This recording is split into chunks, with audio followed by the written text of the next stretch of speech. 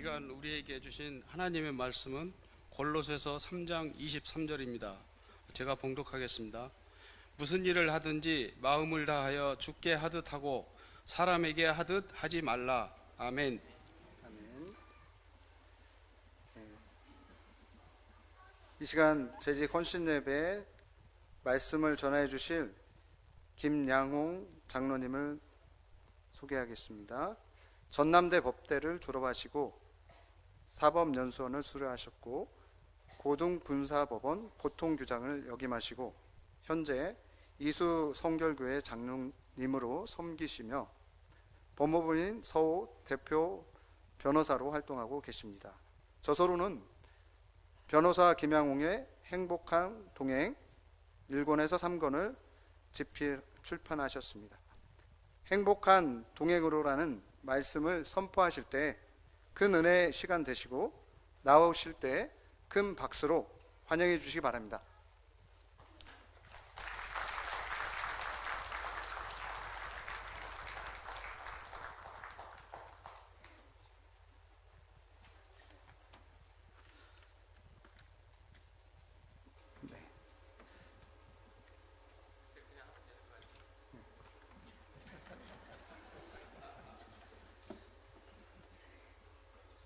이수성결교회를 섬기고 있는 김양홍 장로입니다. 먼저 기도하겠습니다. 하나님 아버지, 오늘 이 시간 하나님의 이름만 남게 하시고 온전히 하나님만 드러나게 하옵소서. 항상 감사하는 마음 주시옵소서. 모든 걸 감사드리며 예수님의 이름으로 간절히 기도합니다. 아멘. 지난주 우리 최원성 담임 목사님의 동행이라는 주일 설교 말씀을 인터넷으로 봤습니다. 목사님 말씀 중에 지난주 하나님과 동행하셨습니까? 라는 질문을 하셨는데 꼭 저한테 하는 말씀 같았습니다. 하나님 앞에 하나도 내세울 게 없는 제가, 그 부족한 제가 부족한 강의를 할 수밖에 없습니다. 그런데 우리 담임 목사님 제가 부족한 사람이란 걸 모르고 초청하셨기 때문에 우리 이 자리에 계신 여러분들께서 널리 이해하시고 그러려니 하고 들어주셨으면 합니다. 제가 꼭 공자님 앞에서 문자 쓰는 것 같아서 좀 사실 어렵고 두렵고 떨리는 마음으로 이 자리에 섰습니다. 제가 이런 적이 없는데 어제 잠을 설쳐가지고 2시간밖에 못 잤습니다. 아침에 또 1부 예배 드리고 2부 예배 드리고 또 새가족부 하고 바로 와서 이 자리에 섰습니다. 혹시 제가 아무튼 이래저래 횡설수설 하더라도 아무튼 두려운 마음으로 섰기 때문에 그런 거니까 사랑으로 이해해 주셨으면 합니다. 오늘 강의 주제가 행복한 동행입니다. 제가 2015년도에 인간시장이라는 베스트셀러, 밀레셀러를 쓰신 김홍신 선생님의 강의를 들은 적이 있습니다. 김홍신 선생님께서 죽기 전에 3가지를 해야 된다. 그 중에 하나가 전공서적 쓰기, 자서전 쓰기, 수필집 쓰기. 전공서적은 제가 사실 군법무관 시절 하나 쓴 게 있습니다. 자서전을 쓰기에는 아직 좀 나이가 이른 것 같고, 그래서 그 강의 듣고 다음날 수필집은 한번 해볼 것 같아서 미리 서문을 한번 써봤습니다. 그래서 만들어진 게 이제 2016년도에 변호사 김양홍의 행복한 동행이라는 책이 나오게 된 겁니다. 2017년도에 2가 나오고 작년에 3이 나왔습니다. 올해는 이제 제목을 좀 바꿔서 행복 나누기, 내년은 행복 더하기, 그 다음에 뭐겠습니까? 행복 곱하기. 우리 장로님 맞히시네. 그래서 제가 살아있는 동안 제가 몇 살까지 살지 모르겠습니다. 매년 한 권씩 책을 출간해 보려고 책을 한 30-40권 정도, 40년까지는 살기 좀 힘들 것 같긴 한데 책 제목을 다 정해봤습니다. 오늘 강의는 행복한 동행 원에 있는 내용의 일부입니다. 강의 순서를 잠깐 보겠습니다. 네. 제가 군법무관으로서 10년, 변호사로서 16년 차입니다. 법조인으로서 또 신앙인으로서 살면서 느꼈던 것들을 그냥 두서없이 정리한 겁니다. 어떻게 사는 게 지혜로운 삶일까? 과연 행복은 무엇이고 더불어 사는 세상이 더불어 행복한 세상이 아닌가? 그리고 과연 무엇이 성공인가? 이런 내용으로 구성되어 있습니다. 저한테 주어진 시간이 45분이라서요. 가능한 한 그 시간에 마치도록 하고요. 중간에 끊으라고 하면 끊겠습니다. 어려운 강의도 아니고 편하게 그냥 들으셨으면 합니다. 코이의 법칙입니다. 이 코이라는 물고기는 아주 독특한 물고기입니다. 이 물고기가 어항에 있을 때, 수족관에 있을 때, 강에 있을 때 크기가 달라집니다. 어항에 있을 때는 5cm 정도, 수족관에 있을 때는 25cm, 강으로 가면 1m 20까지 자란다고 합니다. 그런데 사람도 똑같습니다. 그렇지 않습니까? 사람도 똑같습니다. 어떤 사람을 만나느냐에 따라서, 어떤 환경에 놓여있느냐에 따라서 큰 사람이 되고 작은 사람이 되는 겁니다. 우리 사모님 고향도 전라도로 들었습니다. 제 고향이 전라남도 장흥군 유치면 조양리 상촌입니다. 제가 7살 때 처음으로 버스를 한 걸 봤습니다. 태어나서 처음으로 버스를 탔는데 이 9살이 꾸불꾸불 이렇게 길을 가는데 얼마나 무서웠는지 지금도 그 공포감을 느낄 수 있을 정도로 무서웠던 기억이 납니다. 저희 아버지는 초등학교밖에 졸업하지 않으셨고요. 저를 가르치시겠다고, 저희들을 가르치시겠다고 광주로 나오셔서 광주 동구청이라는 데가 있습니다. 여기 도로청소부를 24년 동안 재직하셨는데 그러면서 저희 사형제를 가르치셨습니다. 저희 아버지는 저를 강으로 끌고 나오신 거죠. 강으로. 그래서 제가 이 자리에 있다고 생각합니다. 여러분들이 어떤 꿈을 꾸느냐에 따라서, 여러분들이 어떤 생각을 하느냐에 따라서 여러분들의 인생뿐만 아니라 여러분들의 자녀들의 삶이 달라집니다. 꿈을 꾸는데 돈 드는 거 아니지 않습니까? 제가 다음 화면을 보겠습니다. 명지대학교 신문 광고 글입니다. 집의 크기가 아니라 꿈의 크기가 세상을 바꿉니다. 여러분의 미래를 바꿉니다. 광고 문안이지만 정말 명답입니다. 명답. 우리 성경에 보면 오늘 이 자리에 계신 연세 드신 분도 계신 것 같습니다만 은퇴하신 장로님도 계실 것 같고, 나 은퇴했어, 이제 천국 갈 날만 기다리고 있는 사람한테 무슨 꿈을 꾸냐고 이렇게 말씀하실지 모르겠습니다. 그런데 우리 성경은 어떻게 하고 있냐면요, 사도행전 2장 17절 말씀입니다. 하나님이 말씀하시기를 말세에 내가 내 영을 모든 육체에 부어주리니 너희의 자녀들은 예언할 것이요 너희의 젊은이들은 환상을 보고 너희의 늙은이들은 꿈을 꾸리라.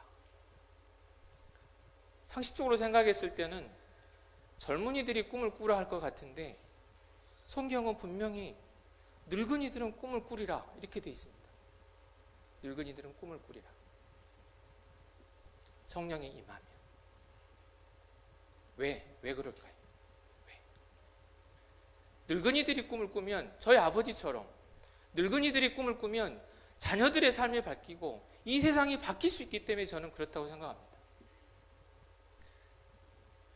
할아버지 두 분, 아니 할아버지 한 분, 할머니 한 분 사례를 드리겠습니다. 미국의 샤갈이라고 불리는 해리 리버만의 그린 작품입니다.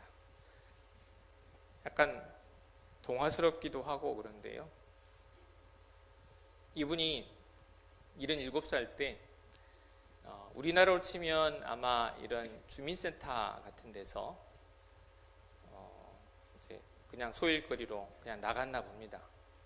주민센터 가보면 뭐 여러 가지 가르쳐 주잖아요. 춤도 가르쳐 주고 또 뭐 중국어도 가르쳐 주고. 거기서 우리 해리 리버만 이 할아버지가 77살 7땡이라고 그러죠. 7땡 갔는데 젊은 청년이 할아버지 그림 한번 배워보세요 그랬습니다. 근데 그 해리 리버만은 이 나이에 내가 은퇴했는데 이 나이에 무슨 그림을 그려 라고 했겠지요. 근데 결국은 그 해리 리버만 할아버지는 그림을 배웠습니다. 77살 때. 그래서 결국은 101살 때 22회나 전시를 했습니다. 22회는. 103살 때, 103살 때 소천하셨는데요. 이분보다 더 정말 멋있는 할머니, 시바타 도요란 할머니 얘기하시죠? 이분은 92살 때 시를 처음 쓰기 시작하셨다고 합니다. 첫 시집이 언제 나온 줄 아십니까? 이분은 굿땡입니다. 굿땡. 99살 때. 본인이 죽으면 집이 가난하니까 본인이 죽으면 장례비로 쓸 돈 모아놓은 100만 원 가지고 시집을 첫 출간한 거예요. 시집 제목이 약해지지 마. 158만 부가 팔렸다고. 아직 굿땡이 안 되신 분들은 꿈을 가져서 충분히 이 할머니 이상으로 이룰 수 있다고 생각합니다.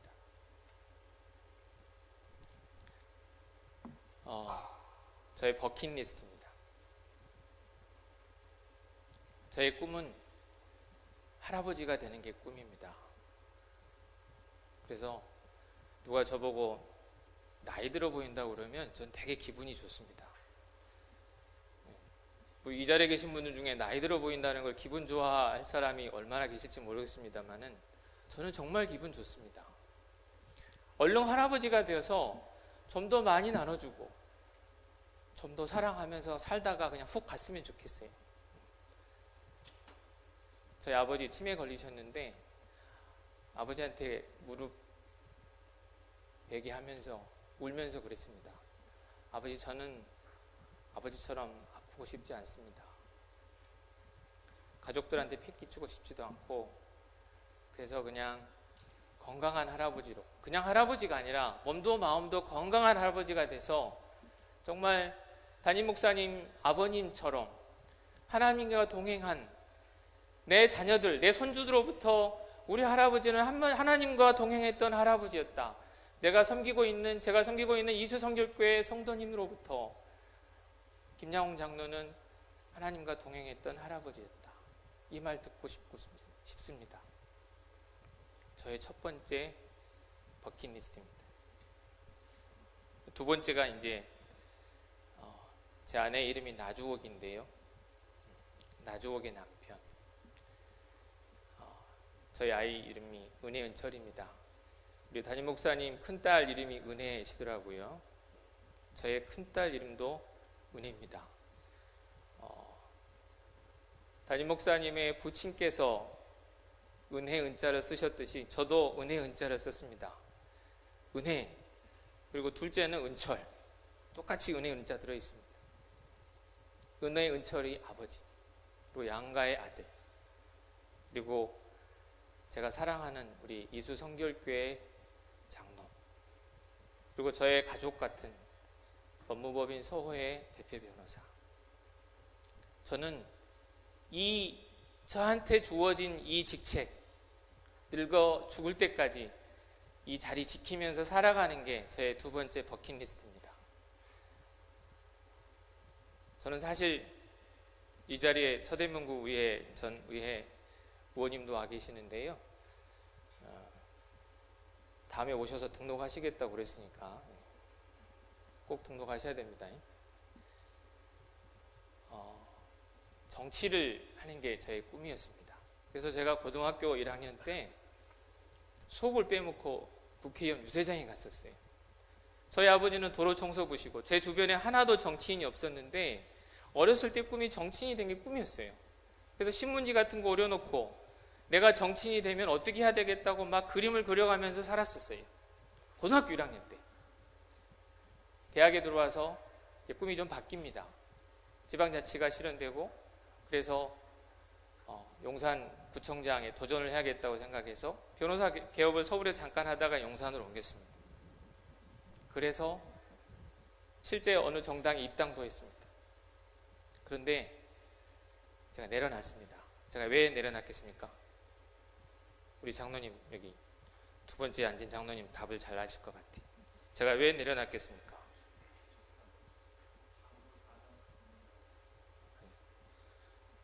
너무나 모범적인 답은 해주셨는데요. 현실적인 답을 해주셔야지. 마누라가 그만두라고 그래서 깨끗이 꿈을 포기했습니다. 대신 제가 이렇게 강의하고 더불어 세상을 만들자고 하는 이 강의 자체가 저는 정치라고 생각합니다.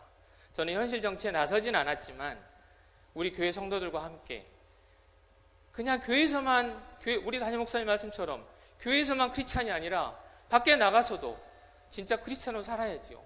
그렇게 해서 이 세상을 바꿔가는 거, 이거 정치 아니겠습니까?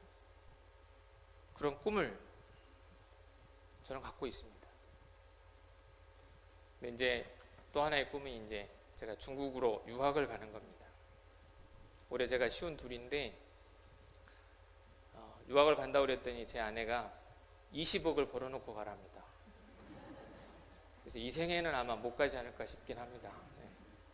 이 변호사라는 직업이 사실은 돈 버는 직업이 아닙니다. 남을 돕는 직업이지. 어쨌든 제가 이 다음 생에 제가 천국에 가서 중국을 가든 어찌됐든 간에 저는 꿈을 꾸고 있습니다. 그 꿈을 이루어지고 안 이루어진 거는 그거는 알아서 하실 분이죠. 하나님이 알아서 하겠죠. 그렇지만 꿈이라도 꾸어야 되지 않겠습니까? 얼마나 행복한데요.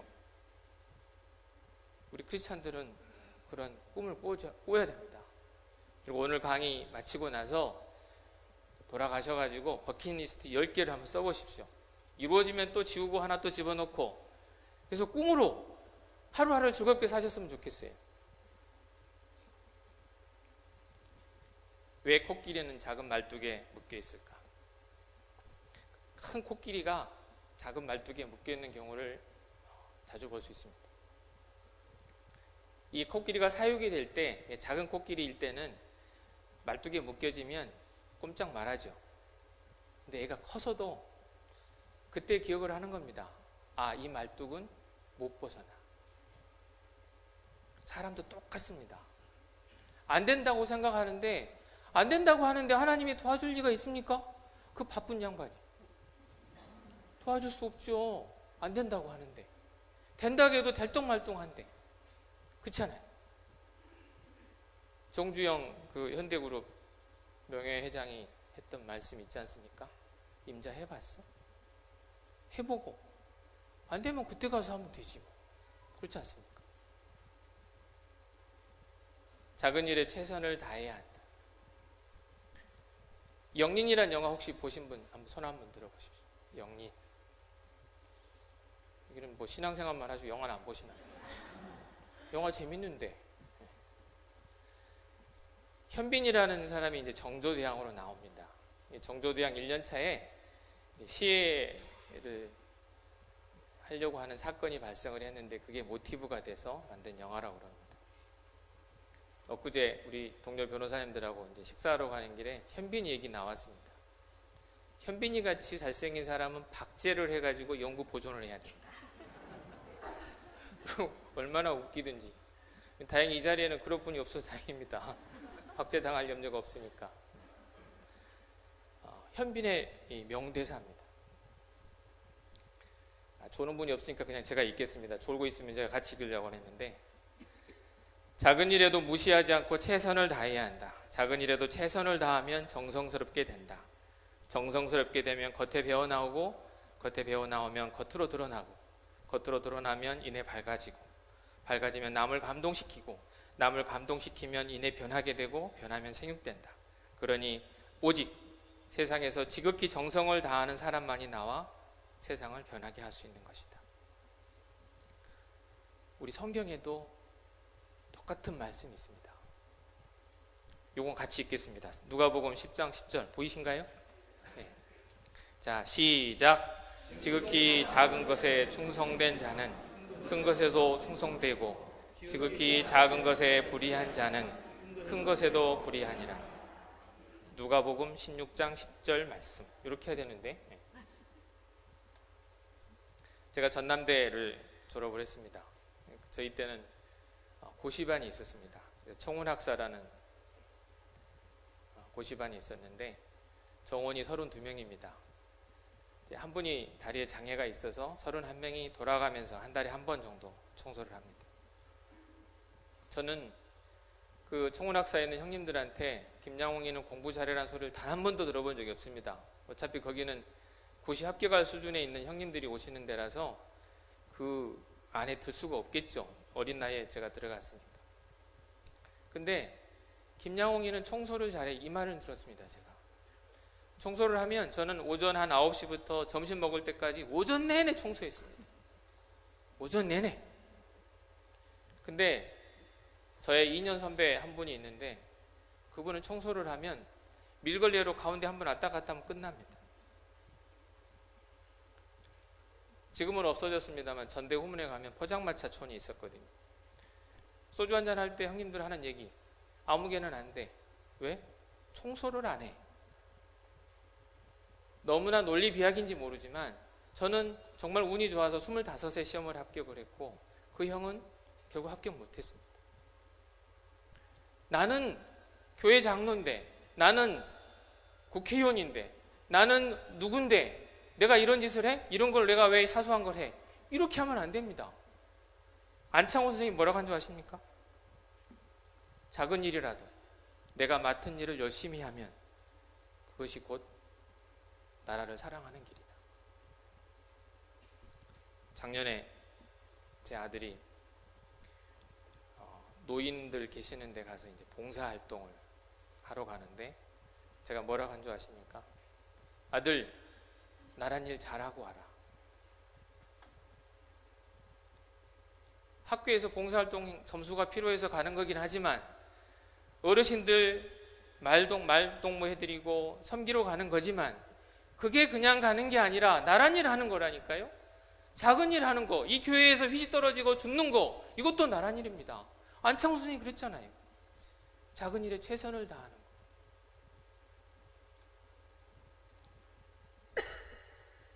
항상 맑으면 사막이 된다.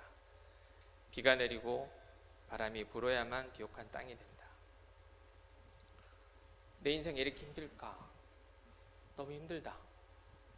근데 여러분, 저는 이 자리에 계신 어르신들보다 나이도 한참 어리고 그러지만 저는 간접 경험을 엄청 많이 한 사람입니다. 얘기 들어보면요, 제가 섬기던 전에 천안성결교회 어느 성도님은 담임 목사님한테도 얘기 못하는 그런 고통스러운 상황들, 이제 변호사니까 저한테 상담을 하셨습니다. 변호사니까 누구한테 옮기지도 못합니다. 해결 방법도 없어요. 그러면 그 권사님은 만나면 그냥 서로 눈빛으로만, 손 잡고 그냥 눈빛으로만 얘기합니다. 잠깐 순간이지만 기도해주고 달리 방법이 없어요. 그 깝깝한 상황. 여러분들한테 주어진 고난들이 물론 다 각자가 큰 고난이긴 하지만 그렇지만 다 누구에게나 있습니다. 저한테도 있었습니다. 길가에 풀이 불어올 때가 있었습니다. 야, 너는 정말 좋겠다. 신경 안 쓰잖아요. 비가 오면 그냥 자라면 되고 너는 좋겠다. 누구한테나 있습니다. 하지만 그런 아픔의 시간이 있었기 때문에 저는 누구를 만나도 어떤 사람을 만나도 저는 같이 공감할 수 있는 능력을 갖게 된 겁니다. 고난은 변형된 축복이라는 말씀 많이 들으셨죠?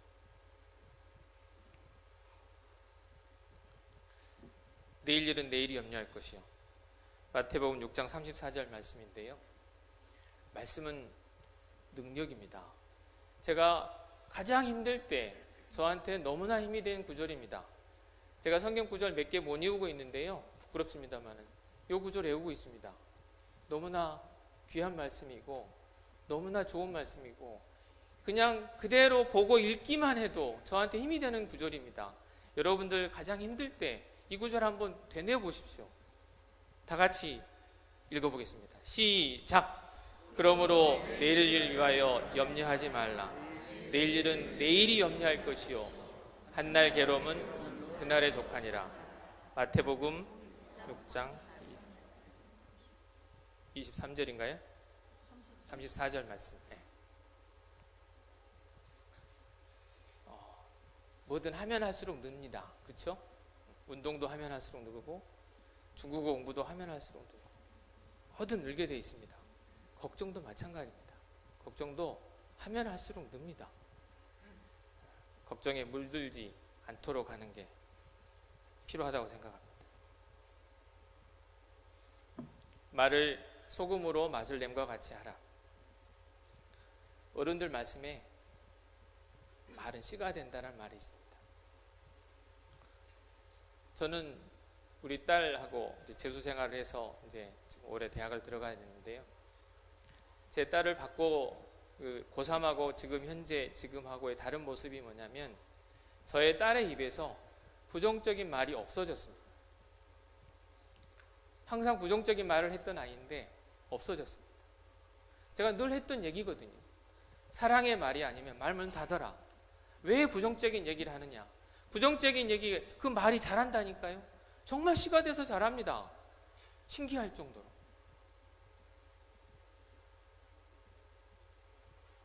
모든 것을 품위 있게 하고 질서 있게 하라. 이 자리에 계신 어르신들, 재직 여러분들, 어떻게 보면 이 교회의 리더이자 가정의 리더고 사회의 리더지 않습니까? 여러분들 입을 정말 하나님의 입이 돼야 됩니다. 하나님의 입이. 내 마음대로 하는 입이 아니라 하나님의 입이 돼서 격려해주고 사랑해주고 아껴주고 등 두드려주고 밥 한 끼라도 사주고 커피 한 잔은 더 사주고. 여기 카페 보니까 너무 좋던데요. 부러워 죽겠습니다. 저희 이수교에도 카페가 있긴 합니다만 저희들 스스로 타먹어야 되는 조그만 지하의 카페라서 얼마나 좋습니까? 이리 와라. 내 커피 한 잔 사줄게. 좋은 사람 만나기. 무엇이든지 남에게 대접을 받고자 하는 대로 너희도 남을 대접하라.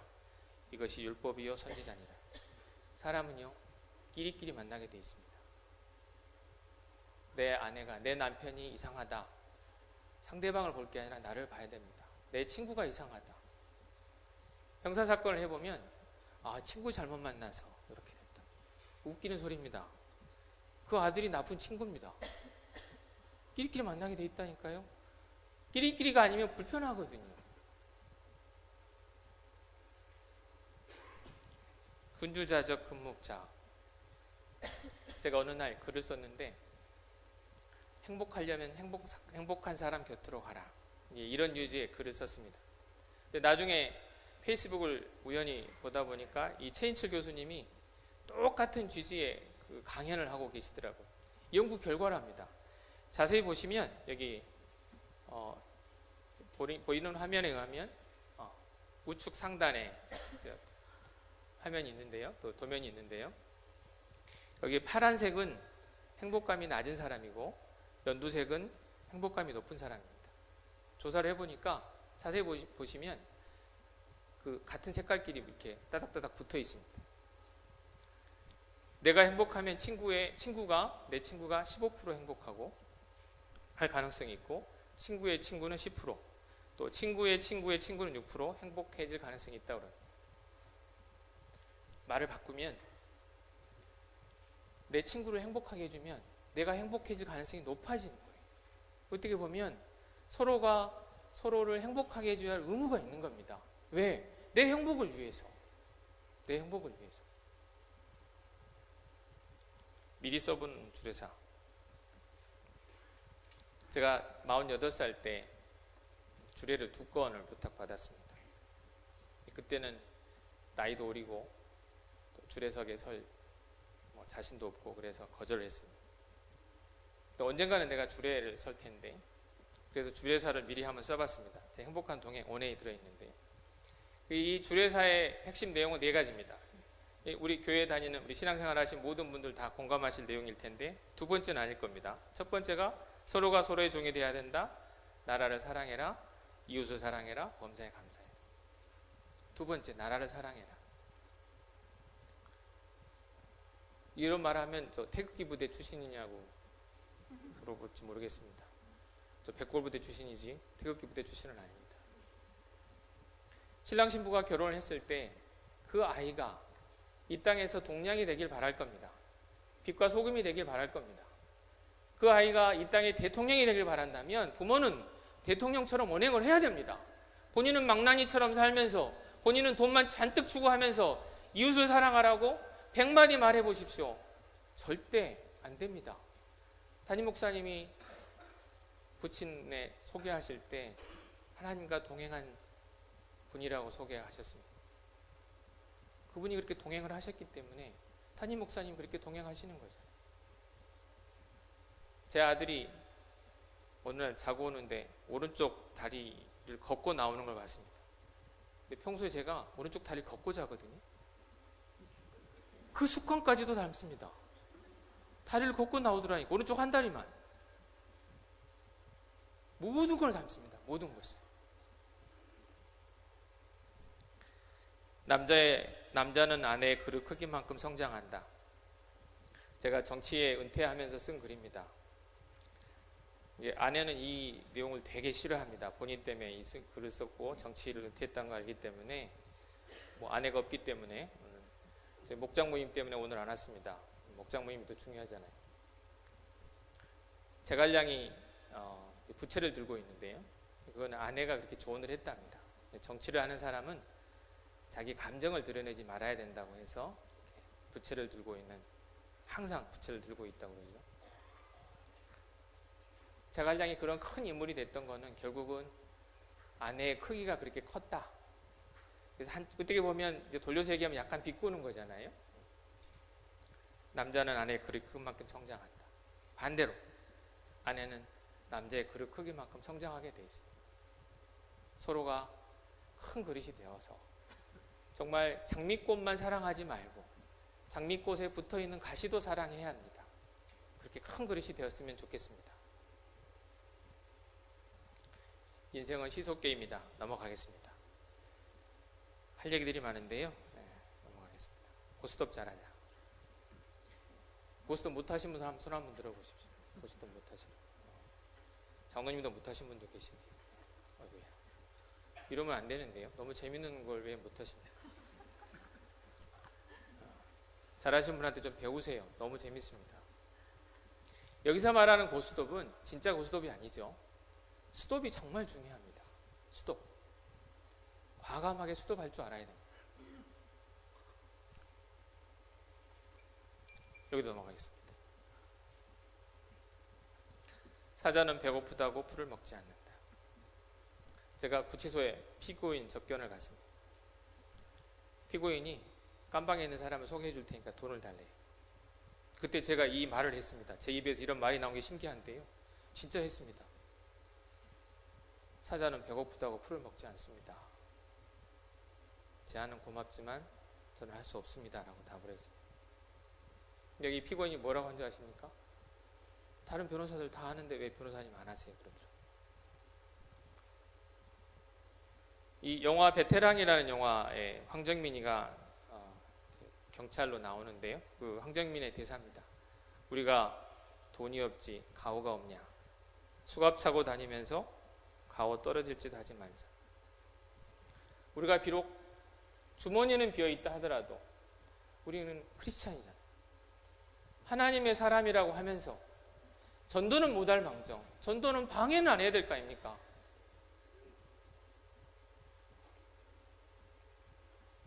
행복에 대해서 얘기 좀 하겠습니다. 닉 부이치치 잘 아실 겁니다. 이제 강의 들어보신 분도 계실 거고, 이분의 책 첫 장을 딱 넘기면 나오는 문장입니다. 난 정말 축복받은 사람이다. 지금 나는 그 누구도 상상하지 못했던 인생을 즐기고 있다. 나는 내 삶을 사랑한다. 이분의 강의 들어보면요, 표정도 그렇습니다. 정말 행복한 사람, 정말 축복받은 삶을 살고 있다는 거 느껴집니다. 팔다리가 없는데. 음성 꽃동네 가보면 동상이 하나 있죠. 예. 그 동상이 누군지 아시죠? 최기동이라는 거지 할아버지입니다. 거지가 자기 동냥해서 자기 먹기도 힘든데 동냥해가지고 그걸 다른 거지들한테 나눠주고 있는 거예요. 오웅진 신부님이 그걸 보고 야, 저 거지도 저렇게 나눠주고 사는데 그러면서 만들어진 게 음성 꽃병입니다. 지금 대학교까지 들어있어요. 대학교까지. 거기에 제가 군법무관 시절 봉사활동을 2번 갔었습니다. 윗사람이 가라고 해서 갔겠죠. 당연히. 근데 그때 만난 분이 배영희 씨입니다. 이 배영희 씨는 19살 때 내막염을 앓아가지고 앞을 보지 못하는 아주 중증 장애인입니다. 이분이 36살에 소천을 했는데 37살에 소천했는데 소천하기 1년 전에 쓴 시입니다. 아무것도 가진 것 없고 아무것도 아는 것 없고 건강조차 없는 작은 몸이지만 나는 행복합니다. 세상에서 지을 수 있는 죄악 피해갈 수 있도록 이 몸 묶어주시고 외롭지 않도록 당신 느낌 주시니 말할 수 있고 들을 수 있고 생각할 수 있는 3가지 남은 것은 천상을 위해서만 쓰여질 것입니다. 그래도 소담스레 웃을 수 있는 여유는 그런 사랑에 쓰여진 때문입니다. 나는 행복합니다. 나는 행복합니다. 가족들한테 버림받았고 말하고 듣고 생각하는 거 이 3가지밖에 못합니다. 저도 만나봤는데요. 대소변도 못 가리고 혼자 밥도 못 먹습니다. 그런데 나는 행복하대요. 이 시를 보면서 가식적으로 썼다고 생각하십니까? 아닙니다. 그렇잖아요.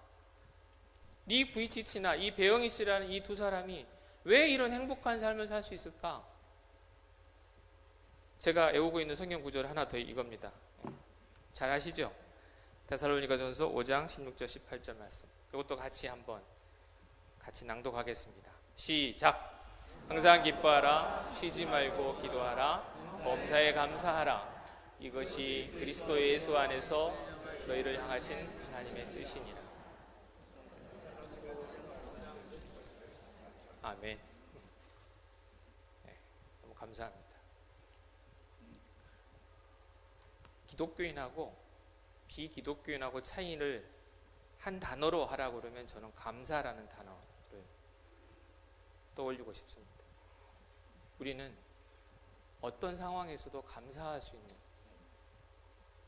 왜? 우리 뒤에는 하나님이 계시잖아요. 그러니까 감사할 수밖에 없죠. 범사에 감사하라. 사람은 행복하기로 마음먹은 만큼 행복하다. 링컨 대통령의 말인데 너무나 공감합니다. 허들링. 더불어 사는 세상이 더불어 행복한 세상이다. 북극하고 남극이 있는데요. 남극이 훨씬 춥다고 합니다.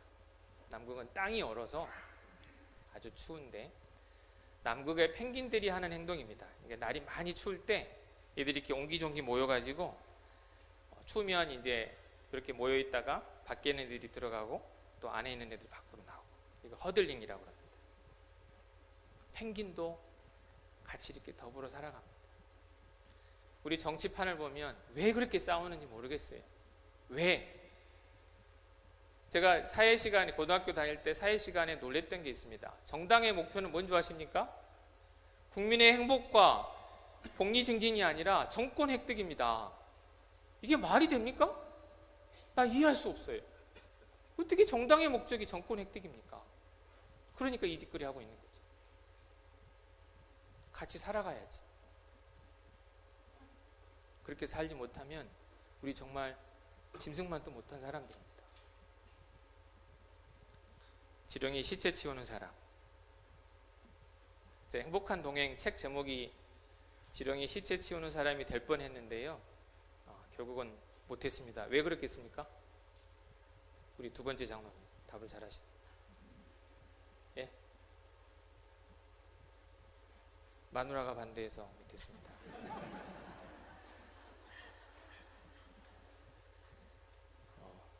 우리 장로님은 가정에서 주도권이 장로님한테 있으신 것 같습니다.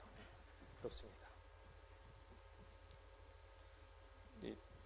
동작역 일본 출구를 나가면 여행길이라는 게 있습니다. 이게 벚꽃이 피면 되게 예쁜 도로입니다. 어느 날 출근을 하는데 50대 한 후반 되어 보이는 아주머니께서 나무젓가락으로 지렁이 시체를 치우고 있는 겁니다. 이게 전날 비가 왔어요. 지렁이들이 비가 오면 왜 기어 나오는 줄 아십니까? 우리 두 번째 장모님.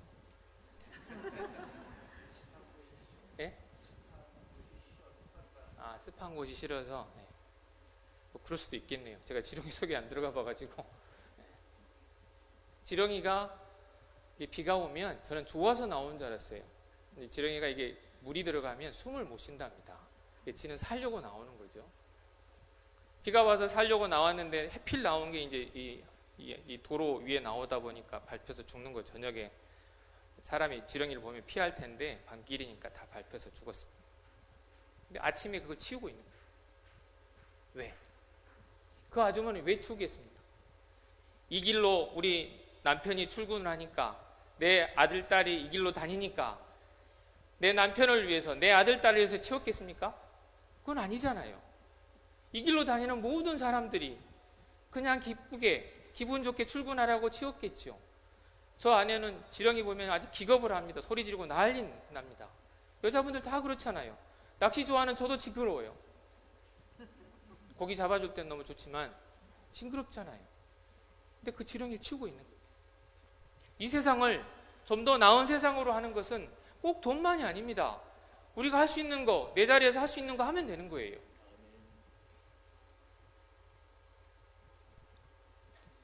정호성 시인의 풍경 달다라는 시입니다. 이게 나이를 먹다 보니까요, 노안이 와가지고 잘 안 보이네요. 여기 있네. 그래도 가까이 들어갈 것 같은데 넘어가겠습니다. 안 보여서 제가.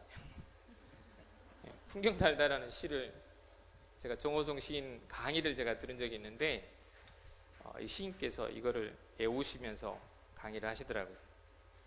강의하시면서 이 시에 대해서 설명을 하시는데, 바람과 풍경은 사랑의 관계다. 아무리 풍경이 좋아도 바람이 없으면 풍경 소리 안 들립니다. 그렇죠? 마찬가지, 반대로 또 마찬가지로. 그래서 내가 없으면 당신이 없는 게 아니라 당신이 없으면 내가 없는 겁니다. 나 하나 꽃 피어. 요건 글자가 좀 크네요. 읽을 수 있습니다.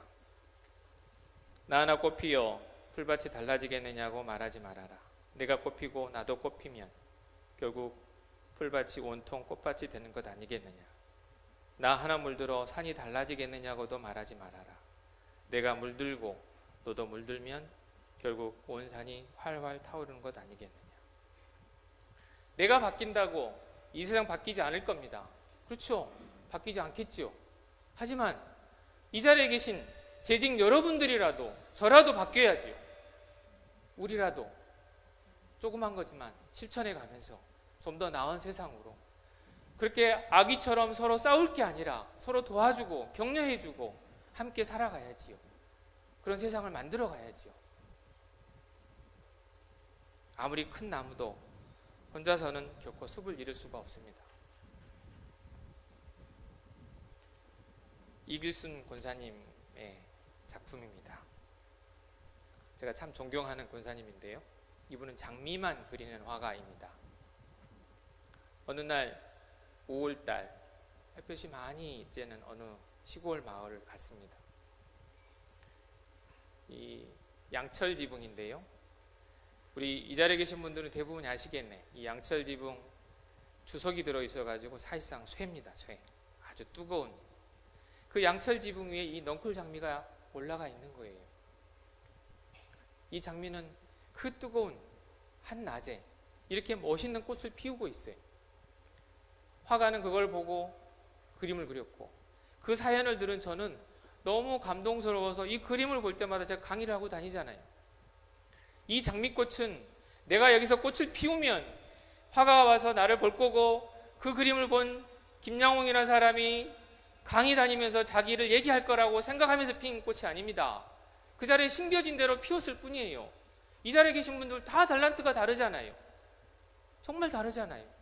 모두가 장미꽃을 필요도 없고, 또 장미꽃이 아니라고 해서 비난할 것도 없고 깔볼 것도 없잖아요.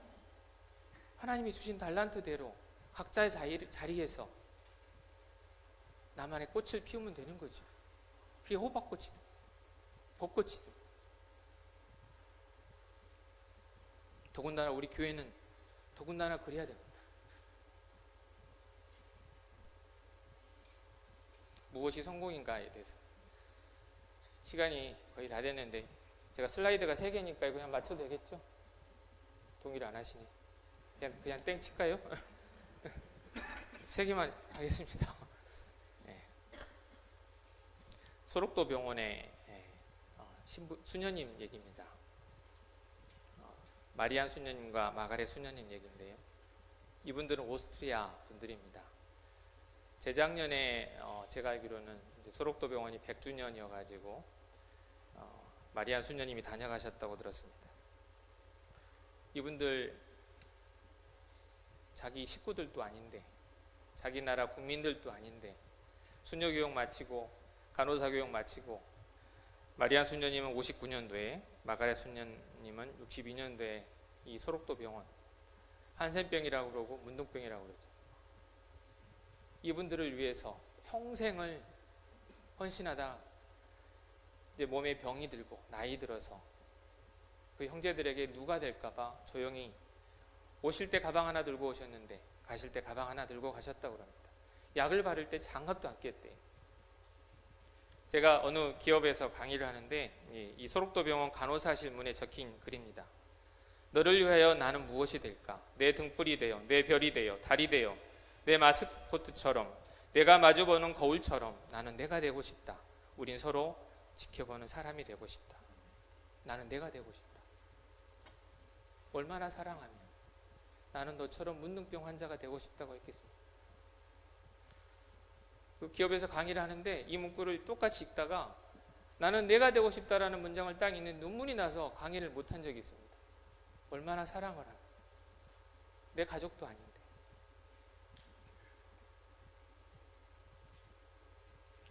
올해 우리 교회에서 인도로 선교 여행을 갔습니다.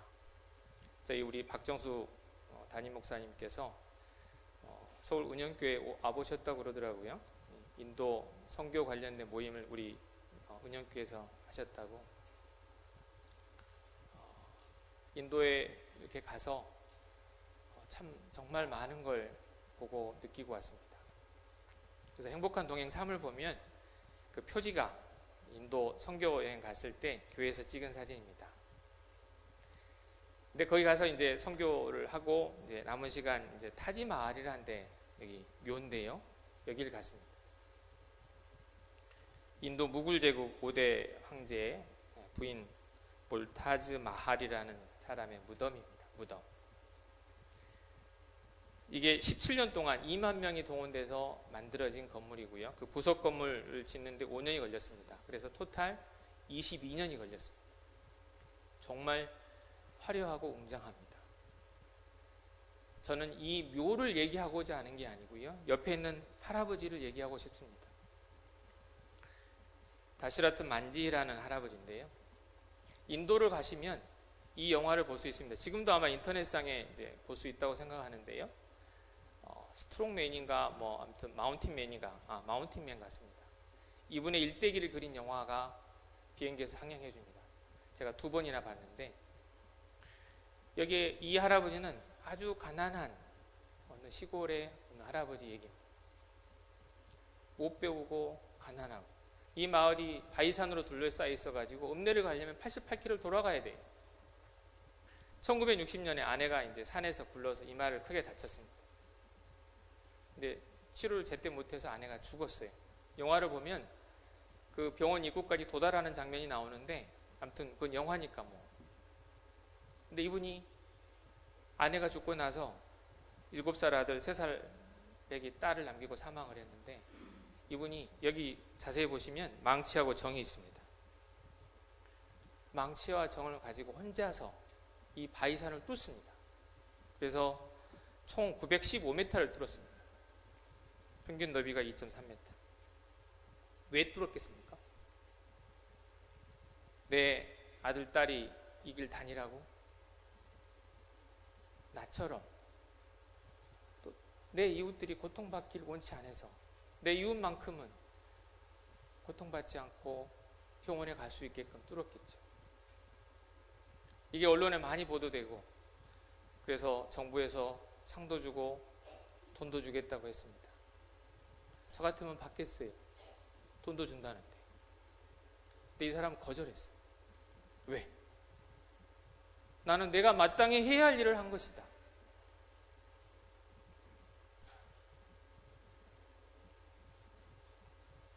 마지막 슬라이드입니다. 제가 너무 좋아하는 에머슨의 시인데요. 우리 다 같이 한번 읽도록 하겠습니다. 시작. 자주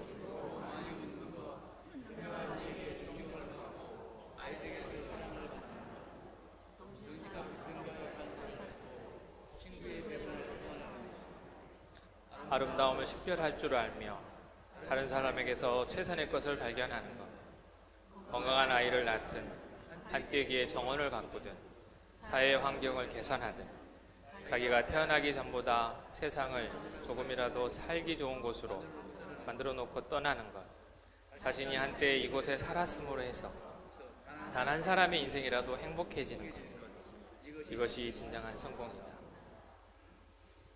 어제 싱글맘을 섬기는 다비다 자매라는 사단법인이 있습니다.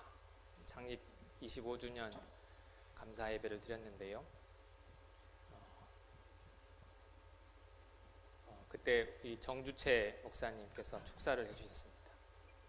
성공이란 결국 희생의 크기이다. 성공이란 사랑이다. 사랑이 성공이다. 이런 말씀을 하셨어요. 여러분이 생각하는 성공의 기준이 뭔지 모르겠습니다. 아파트 평수 늘리는 거, 돈 많이 버는 거, 내 자식이 스카이 가는 거. 요즘 스카이 캐슬 뭐 드라마 재밌으시죠? 스카이 가는 거. 그게 성공입니까? 내 마음대로 하는 거. 물어보면 내 마음대로 하는 게 성공이라는 사람이 많더라고. 내 마음대로 사는 거.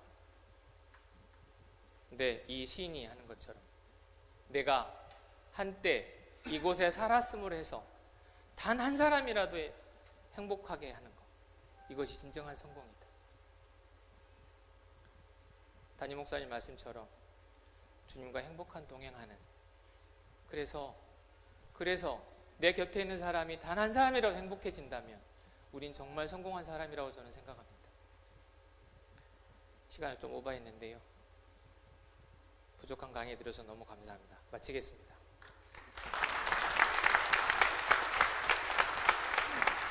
기도하겠습니다. 하나님 아버지, 하나님이 사랑하시는 서울 은현교회 재직들을 축복하여 주시고 재직들이 축복의 통로가 되게 해주시고 거룩한 비상을 하게 해주시고 우리 재직들을 통해서 하나님을 보여주시옵소서. 멀리 러시아 블라디보스톡에서 집회를 인도하고 계시는 최원성 담임 목사님의 입술을 주장하시어 성령 충만한 집회가 되게 하옵소서. 삶이 예배가 되게 하시고 삶이 전도가 되게 하시옵소서. 모든 것을 감사드리며 예수님의 이름으로 간절히 기도합니다.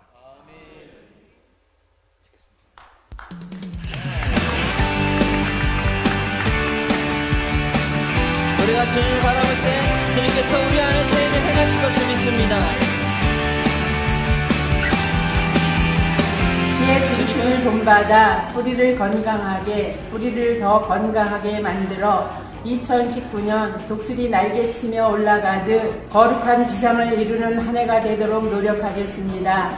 교회에서는 어머니처럼 또 언니처럼 이모처럼 사랑으로 다가가겠습니다. 그러나 마음 많은 청춘인 것을 잊지 말아주세요. 저는 다혈질이라서 화를 잘 내잖아요. 그래서 어떻게 하면 화를 내지 않을까? 지금까지 1월 셋째 주일인데요. 아직 화를 내지 않냐고 열심히 가호하고 있습니다. 여러 저직원들도 올해도 저처럼 이렇게 적은 일이라도 생각부터 고쳐서 여러분들도 열심히 했으면 좋겠습니다.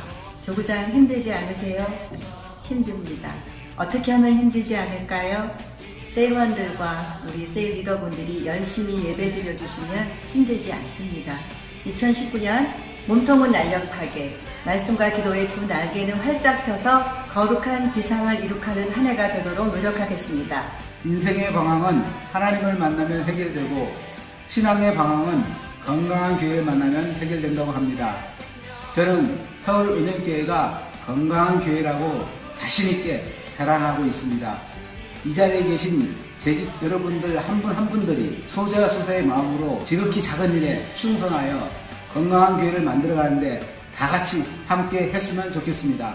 또 나이 드신 권사님들 섬기는 일, 식사 섬김이 이런 일들을 통해서 좀 더 우리 교회가 어른들 섬기며 기도에 열심을 내어 나갈 수 있도록 그런 일들을 건강히 허락하는 한 열심히 충성할 것과 또 작은 일에 더 충성을 하며 기도하며 전도에 좀 열정을 가지고 나갈 수 있는 그러한 계기가 되기를 바라고요. 특별히 우리가 연세가 높으신 분들이다 보니까 우리 마음속에 우리를 섬겨라 하는 마음이 좀 있는데 그거부터 거룩한 비상을 하려면 뽑아버려야 되겠고 지금 상당한 부분이 하나님께서 응해 주시는 가운데 고쳐가고 있다고 믿습니다. 또 금년 연말이 되면은 거의 새롭게 태어날 수 있다고 생각을 합니다. 제가 알고 있는 것들, 제가 경험한 것들이 모두 맞다고 착각하지 말자는 그런 기도를 하고 있었는데요. 여러분들도 배려하고 서로 사랑하는 마음으로 그런 마음을 가졌으면 합니다. 교육국에 봉사하는 사람으로서 자녀를 둔 할아버지, 할머니, 그리고 아버지, 어머니는 예배 시간을 빠져가면서 학원을 보내는 일이 없도록 서로 정말로 원하는 것이, 정말로 반하는 것이, 아니면 정말로 위한 것이 어떤 것인지 다시 한번 생각했으면 합니다. 제가 셀 리더로서 뭘 할까 생각을 했는데 제가 지금 1일부터 31일까지 있는 잠언 말씀을 매일 통독하고 어떤 말씀에서 이렇게 은혜 받은 하나의 말씀을 우리 셀원들에게 매일매일 나누어주는 그런 기도문을 작성하고 있습니다. 그래서 우리 셀원들이 이 말씀 듣고 은혜 받고 교회에 출석 많이 했으면 좋겠습니다. 우리의 삶 속에서 감사가 계속 넘쳐나고 감사라는 단어를 생각하면서 지낼 때는 이 거룩한 비상의 것이 저절로 통합돼서 오지 않을까 하는 생각이고요. 우리가 말입니다. 우리가 살아 숨쉬는 동안 계속 하는 거잖아요. 근데 이 말 한마디 한마디를 통해서 우리가 사람을 죽이고 살릴 수가 있거든요. 말 한마디 한마디를 우리가 내뱉을 때 좀 더 조심스럽게 상처가 되는 말은 좀 더 생각을 하고 얘기를 했으면 좋겠습니다. 소화를 양호하는 자는 새 힘을 얻으리니 거룩한 비상 파이팅! 파이팅! 파이팅! 파이팅! 파이팅! 파이팅! 파이팅! 파이팅!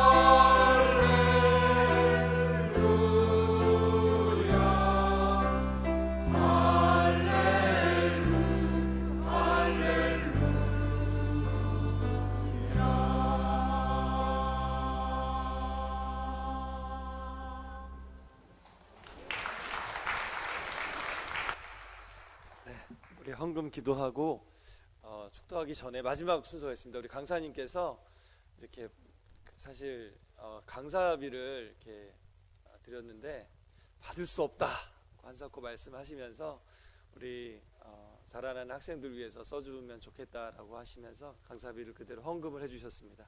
오늘 귀한 강사님 여러 가지 정말 소자소사를 통한 거룩한 비상을 위한 또 그렇게 살아가시는 모본이 되시는 또 귀한 장로님 오셔서 감사하고요. 우리 큰 박수로 다시 한번 축복하겠습니다. 그뿐만 아니라 보니까 또 이렇게 책도 많이 쓰시고 그러셨는데 또 깜짝 선물 이벤트를 하도록 하겠습니다. 자, 지금 오늘 이 오후 예배 가운데 제일 연장자라고 생각하시는 분, 이거 손을 드셔야만 드립니다. 그 대신 자, 연장자라고 생각하시는 분 한번 손 들어주시기 바랍니다. 몇 세? 이러고 딱 들으셔야 됩니다. 예, 시니어 몇 세? 말씀하세요. 네, 83세 말씀하셨습니다.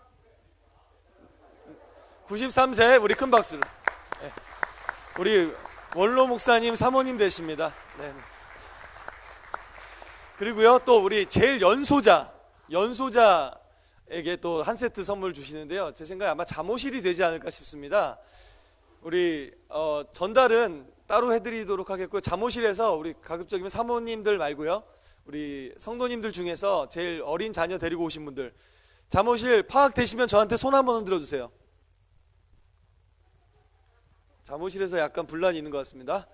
네, 네, 확인해 주세요. 네, 저희 집 말고요. 예.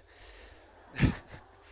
우리 전달해 드리도록 하겠습니다. 우리 큰 박수로 다시 한번 내주시고요. 헌금 기도하고 축도하고 마치도록 하겠습니다.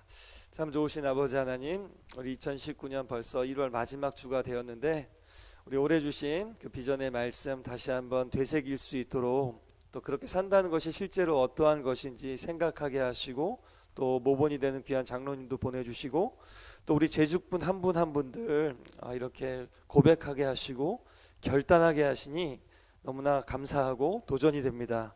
하나님, 이 다짐 다시 한번 새롭게 해서 나아갈 수 있는 서울은영교회 공동체가 될 수 있도록 도와주시고 특별히 또 우리 교회에 또 우리 허리가 되시고 또 중추가 되시는 우리 안수 집사회에서 주관하시고 애쓰셨는데 하나님, 우리 안수 집사님들 더 말씀으로 성령으로 충만하게 붙잡아 주시고 힘있게 공급하시는 또 봉사하시는 우리 안수 집사님들 될 수 있도록 하나님 은혜를 더하여 주시옵소서.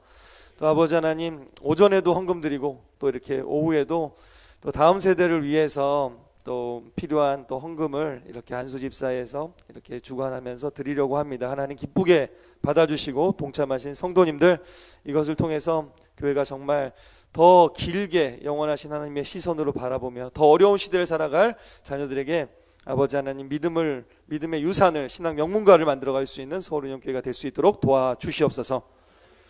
지금은 우리와 동행하시기 위해 정말 낮은 곳에 작은 곳에 찾아와 주신 예수 그리스도의 놀라우신 은혜와 지금도 우리를 어떻게 해서든지 안아주시고 노년에까지 업어주시며 함께하기 원하시는 아버지 하나님의 놀라우신 사랑과 그 사랑을 다시 한번 깨닫게 하시고 결단하게 하시는 오늘 이 오후 예배, 재직 헌신 예배 가운데 운행하신 성령님의 역사가 오늘 이 말씀 받고 다시 한번 믿음으로 살기로 다짐하는 사랑하는 서울은영교회 성도님들 한 분 한 분 위에 또 오늘 함께 예배드린 모든 분들 한 분 한 분 위에 이제부터 영원토록 함께 계실지어다. 아멘.